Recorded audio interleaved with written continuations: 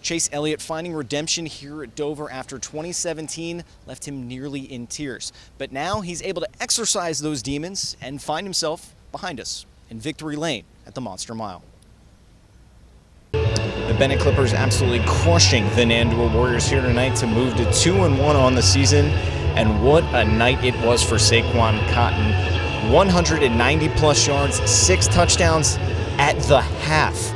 The Wesley Wolverines back to work after picking up a huge win against Delaware Valley, their last time out to start the season 1-0 for the 10th consecutive year dating back to 2008. Now tonight, they kick off their NJAC play against the College of New Jersey, a team that hasn't beaten Wesley since they joined the conference back in 2014. We're 11 weeks away from the season opener against the Asheville Tourists, but some things going on here as well. They're going to have some of the memorabilia table that they're going to auction off as things go on to the United Way and the Shorebird Foundation as well. Zach Britton and autographed jersey and a Baldo Jimenez jersey, and as you'll see down here on our left, just numerous rows and rows of memorabilia and items donated by the United Way that's going to be auctioned off tonight. Basketball, a game viewed as one of the ultimate forms of bonding and teamwork. Every winter, high schoolers come together as a unit to start the quest for the ultimate goal. But for Cambridge South Dorchester freshman Isaiah Taylor, teamwork and basketball are the only things that matter. Till Lee was like 4 years old, he was actually doing things a normal child would do. And then from the age of like 5, 6, that's when he started walking on his tiptoes. And then we seen developments of, yeah, we got to get it checked out. And then that's when it started, getting worse. A team manager for both the boys and girls basketball teams, Taylor suffers from a rare aggressive degenerative mitochondrial disease that has left doctors scratching their head as to the cause, best described as a form of cerebral palsy. It doesn't do anything to his mental aspect. He's very smart. He can answer anything you ask him. It's a disorder with his muscles, that's all. Having to speak through an iPad, Isaiah hasn't lost a step in his ability to communicate, especially when it comes to the game he loves. It's fun to help the teams win. I like to help the teams be successful. It means working as a part of a team.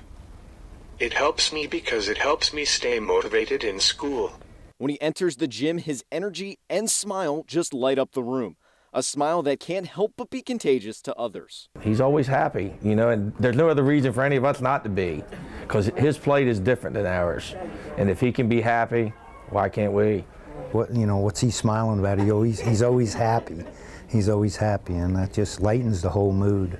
Yeah, his smile, gets us going all the time. For Isaiah, he's hoping that his job right now can lead to a spot on a different bench, one with the pros that he looks up to.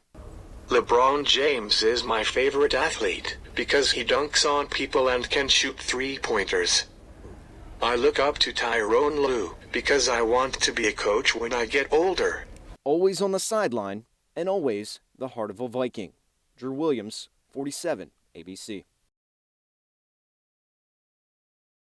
The Riders are a team that aren't going to catch anyone off guard this season after a successful 2017 had them in a position they hadn't seen in a while. The playoffs.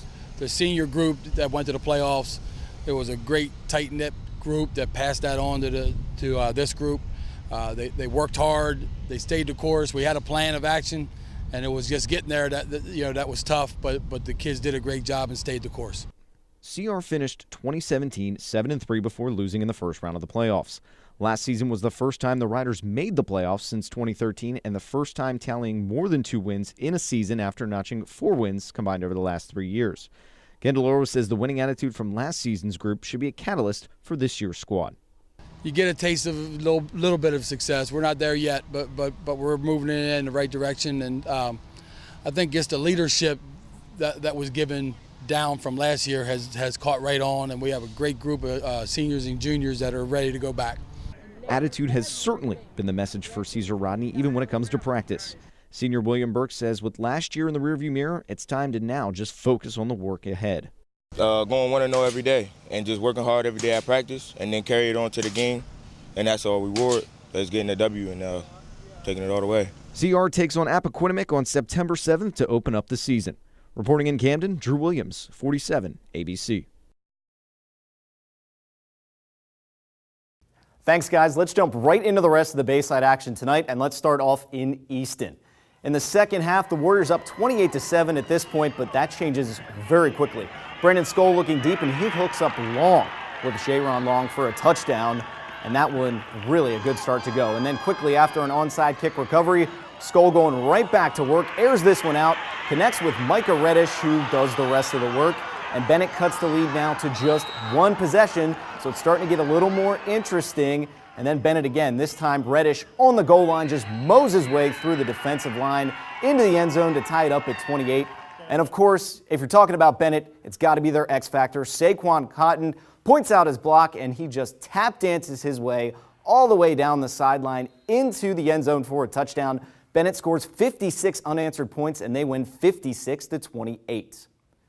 And over in North Carolina, they're hosting Queen Anne's, and it was all about the Bulldogs offense early. Bulldogs in the red zone, and Will Manship gets the carry on the jet sweep, spins through a tackle, and marches his way into the touchdown. Shows off some Santonio Holmes on the Jets. And then the same exact play with the same exact result. Here's Manship again on the sweep, working toward the outside, finds some real estate, and he's into the end zone. Under a minute left to play in the first half, and the Bulldogs turn to Joey Bildstein, charges his way down the sideline, weaves through some tacklers, and tacks on yet another score. Bulldogs win this one 41-6, and they stay undefeated on the season. And then in Cambridge, the Vikings hosting Colonel. First play of the game, Jason Roberts picks off Jackie Zebron for the pick six. Cambridge would have the 27-14 lead at the half. And second half was all Colonels. After an opening drive score, Jordan Gabriel finds the end zone to make it just a one-point game, 27-26.